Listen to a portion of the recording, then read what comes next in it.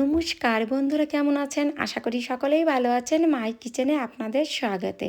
আমি আপনাদেরকে আম দিয়ে আইসক্রিম বানিয়ে দেখাবো। এই আইসক্রিমটা বানানোর জন্য বাইরের কোনো জিনিসই আমি ব্যবহার করব না। বাড়িতে থাকা জিনিসগুলো দিয়েই এই আইসক্রিমটা আমি বানিয়ে দেখাবো। চলুন তাহলে আইসক্রিমটা বানানো শুরু করি। প্রথমে একটা পাকা আম নিয়েছি, আমটাকে কেটে ছোটো পিস করে চামচ দিয়ে তুলে একটা বাটিতে নিয়ে নেব। আমি সম্পূর্ণ আমটা বাটিতে তুলে নিয়েছি, এক সাইডে রেখে দেব। এক সাইডে রেখে দিয়েছি। আইসক্রিমটা বানানোর জন্য একটা প্যান নিয়েছি। প্যানে 2 কাপ দুধ আর 1 কাপ চিনি। আমি কিন্তু সম্পূর্ণ জিনিসগুলো একটা কাপ মেপে নিয়েছি। চিনিটা নেওয়া হয়ে গেছে। এখন এর ভিতরে আর 1 কাপ মিল্ক পাউডার, 1 চামচ কর্নফ্লাওয়ার, অল্প পরিমাণ কেশর। কেশরটা আপনারা দিতেও পারেন, নাও পারেন, এটা একটা অপশান। আমি সুন্দর করে এগুলোকে নাড়াচাড়া করে গলিয়ে নিয়েছি। সম্পূর্ণ জিনিসগুলো আমার গলে সেট হয়ে গেছে। আর এ থেকে গ্যাসটা অন করে দিয়েছি। প্যানটা এখন বসিয়ে দেব।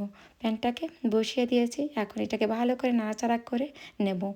বন্ধুরা, এই আইসক্রিমের ব্যাটারটা কিন্তু লো ফ্লেমে ধীরে ধীরে এটাকে রান্না করে গাঢ় করে নেবেন। এটাকে লাগাতার নাড়াচাড়া করতে থাকবে। নাড়াচাড়া না করলে তলাটা লেগে যাবে। এইভাবে আমি লো ফ্লেমে ধীরে ধীরে টাইম নিয়ে সুন্দর করে নাড়াচাড়া করে গাঢ় করে বানিয়ে নিয়েছি আইসক্রিমের ব্যাটার। দেখুন বন্ধুরা, কতটা সুন্দর হয়েছে। এখন এটাকে নামিয়ে ঠান্ডা করে নেব।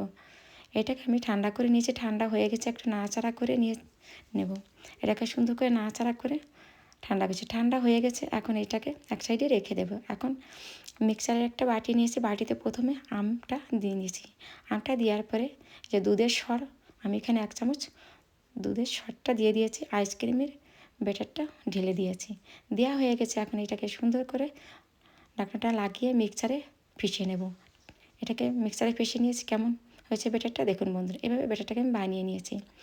এখন এটা কন্টেনার নিয়েছি, কন্টেনারে আমি ঢেলে দিয়েছি। সুন্দর করে নাড়াচাড়া করে সেট করে দিয়েছি। এখন এর উপরে কিছু আমি কুচি কুচি করে আমগুলো কেটে রেখেছিলাম, আম দিয়ে দিয়েছি। বাদাম, কাজু আর কেশর দিয়ে সুন্দর করে গার্নিশ করে দিয়েছি। এখন এইটাকে আমি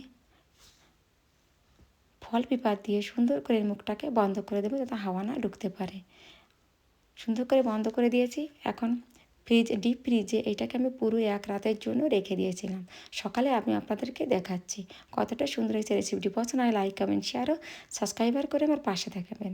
আইসক্রিমটা এভাবে সম্পূর্ণ আইসক্রিমটা আমি তুলে বাটিতে নিয়ে নিয়েছি। কেমন হয়েছে আমার আইসক্রিমটা আমাকে অবশ্যই কমেন্ট করে জানাবেন। এই পর্যন্ত সকল